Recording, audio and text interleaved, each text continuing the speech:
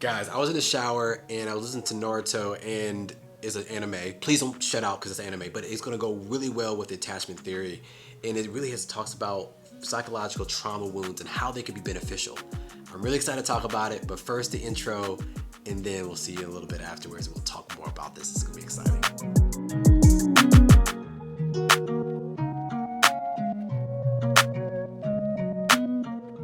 Hey guys, welcome family. This is Joshua Ward with Z Changed Me, and I'm excited for you to be here because this is going to be really cool. I was so passionate. I was going to do a different attachment theory section, but I was in the shower and something came to me. This is great, and I'm excited to talk about it, so it's going down. And we're going to talk about trauma wounds and how it could be beneficial over time. But first, this channel is a hodgepodge of different things. You got relationships, you got single dad, because I am a single dad and I'm proud of it. You got personal growth and attachment theory. So this is going to go more with attachment theory. I was going to try to do the different styles in attachment theory, but this hit me so hard. I was like, man, I'm excited to talk about it. As you can tell, the energy is electrifying. Let's get into it before we get started. All right, trauma wounds. So we talked about trauma in attachment theory, the basic understanding, easy breakdown that I just did. And you can look that up here if you want to look at that. I think it's a very good, complete breakdown and an easy way to understand and digestible. But trauma wounds, the word trauma just means stress. Now, stress could be physical stress on your body. So like punch you in the mouth, you'll get physical stress in your jaw and might cause a bruise, right? So if you cut your body, the body's in stress, and so it's trying to do things to activate. But we're gonna go more in detail with this and right now. Actually, let's just jump in right now. So trauma wounds in a scientific, cause I'm a pharmacist background and worked in a hospital, and so when you think about trauma, you have trauma or injury or something that happens. Then what happens, your platelets become activated. All right, so when the platelet gets activated, they perform and create a clot, and then you have a scar. But what happened, that's a normal and a physiological way of what a trauma is. But what is about psychological trauma?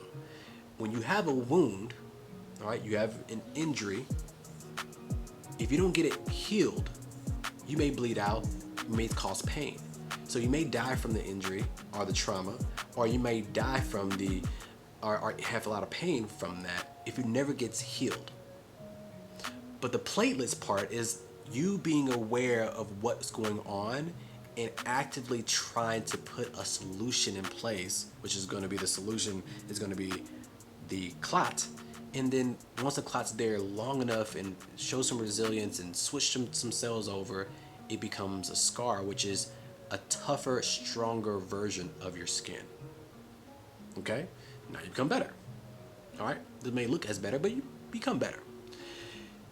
But when we think about this, these traumas produces wounds in your subconscious. Now, we talked about the subconscious when we talked about 3 fundamentals. Now, there's why, breaking points, and also conscious, subconscious. And so please check that out. It's really good information. It was my first video, so please be nice. But the subconscious compared to your conscious, which your conscious mind is your immediate, and your subconscious is kind of what's stored back here that produces a lot of the habits you have. Your conscious mind holds and is able to process 50 to 200 bits per second, which seems like a lot. But your subconscious mind is 20 million beats per minute per second. So when you think about that, your subconscious is controlling more of your life than you realize. But please check it out, the video. I mean, I'm not gonna go too much in detail with that. But, so that's gonna be trauma and what kind of happens from trauma. So, but with trauma, there's certain type of trauma wounds that are emotional. And one I'm gonna talk about specifically is gonna be abandonment. And then abandonment also has some subcategories, which we're gonna speak about worthiness.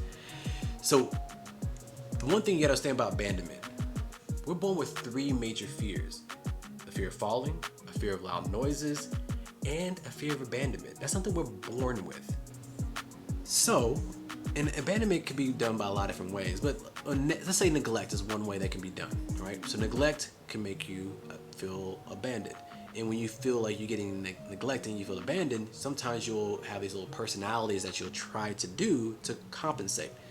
Like, okay, I'm abandoned because I was in neglect, so now I feel like I'm unworthy of other people's time. And because I'm unworthy, I'm going to do a bunch of different things to become worthy. And so that's interesting, right? So when you have the worthy perspective, right? And you ever had that quote or that saying where it says, "Man, this characteristic I love about you, but also in situations I can't stand it about you," because by saying the unworthy wound, by constantly improving, constantly getting better, it makes you have a lot of skills, which makes you successful in businesses, makes you successful in a lot of different areas. But if you don't know the origin of it, your subconscious is going to reactivate it every time you feel like neglect or abandonment is associated. Like in a toxic relationship, when you feel unworthy, you're going to constantly try to make you feel worthy in a relationship that you shouldn't be in the first place, but you can't even see it because they keep on triggering your trauma wound, your subconscious is auto-activating, and you're not able to consciously make a good decision in that situation, right? Hopefully that makes sense, right? So if you don't make sense, replay it. It'll make sense over time. But I wanted to talk about Naruto. Naruto had a great example of this, and I'm going to try to explain this to my best of my abilities, and I'm going to try to find where the episode is.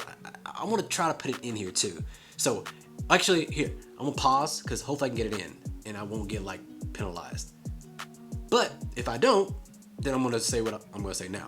So, Naruto is in this ninja world, and when he was an orphan, and everybody picked on him for multiple reasons, and they just didn't like him. And he constantly was trying to make himself feel worthy. He's putting hours and trying really hard. He wasn't really good in the beginning, but over time, he became a mother effing problem. He was really great, but he needed to get better. So he was okay. All right, we need to get to this certain area so he can learn some new skills, so he can get strong enough to fight this big bad guy, right? So they get to this waterfall, and they talk about this waterfall you got to fight your demons within you. And so Naruto ends up having an evil Naruto and preventing him from going through the waterfall. And so Naruto tries to go in, and the evil Naruto knows all the moves and kicks his butt and pushes back, and he's angry. And so Naruto's trying different ways of how he can get through, until he started to realize, you are a part of me. And the thing is you know what? And you were necessary to get me here. And I appreciate you. Thank you. But you're not needed anymore. And then the evil part was well, if you don't need me, what am I supposed to do?